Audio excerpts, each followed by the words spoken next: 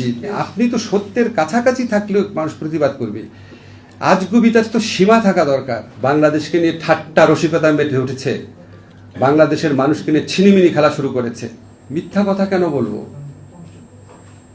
আমি ডিটেইল বলবো, শুধু আপনাদের একটা কথা বলে রাখি।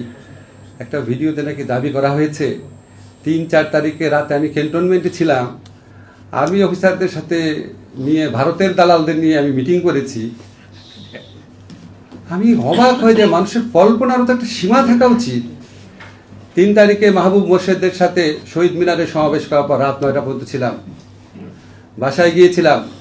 তারপরে অধ্যাপক মোস্তফা মামুন ঢাকা ইউনিভার্সিটি ফুলার রোডের 19 নম্বর বিল্ডিংয়ে দোতলা ডান দিকে থাকেন, তার বাসায় রাত্রে থেকেছি। শুনেছি আমাকে মেরে ফেলবে অথবা গ্রেফতার করবে। 4 তারিখের রাতে সন্ধ্যার পরে অনলাইন অ্যাক্টিভিস্ট যারা ছিল তাদের সাথে একটা প্রোগ্রামে অংশ নেই, সেটার অডিও আপনারা অনেকেই শুনেছেন, যেখানে আমি বলছিলাম আমাদেরকে মেরে ফেলতে পারে, আমাদেরকে সবাই বলছে পালিয়ে যেতে। রাতে 9টা, 9:30, 10টা পর্যন্ত। তারপর আবার ওই মোস্তফা মামুন বললাম না, নাম উল্লেখ করে বললাম, ট্রিপল ই টিচার প্রফেসর, আবার তার বাসায় ছিলাম। এখন বলেন আপনি, সব কিছু তো সীমা আছে। এখন আমাদের যদি বলে আসিফ নজরুল আসলে চোখ হলো 5টা, এরকম প্রতিবাদ করে মানুষ, ভাই আমার চোখ 5টা কেন?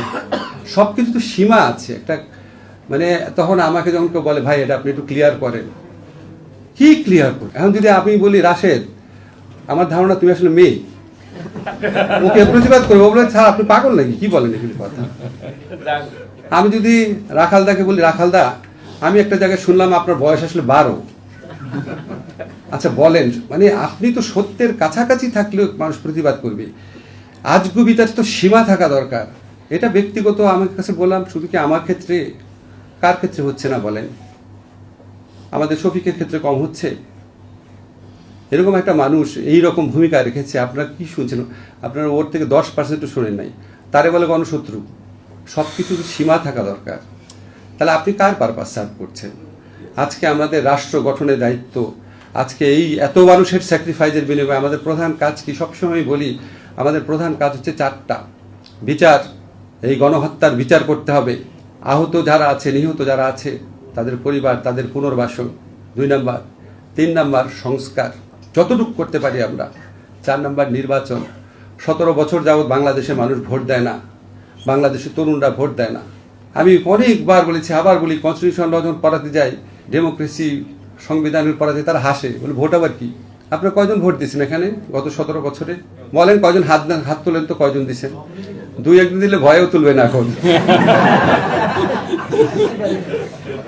বলেন আপনি, বাংলাদেশকে নিয়ে ঠাট্টা রসিকতা মেতে উঠেছে, বাংলাদেশের মানুষকে নিয়ে ছিনিমিনি খেলা শুরু করেছে। এই দেশকে লুট করে মহিলা, আবার বলে আমার বোন আমারে বলে তুমি 15 কোটি মানুষকে খাওয়াও, রোহিঙ্গাদের খাওয়াতে পারবা না। ছি, এখন তো সে নাই, আমরা খাচ্ছি না। আমাদের কি উচিত? আমাদের উচিত তারা বাংলাদেশকে যেভাবে লুট করেছে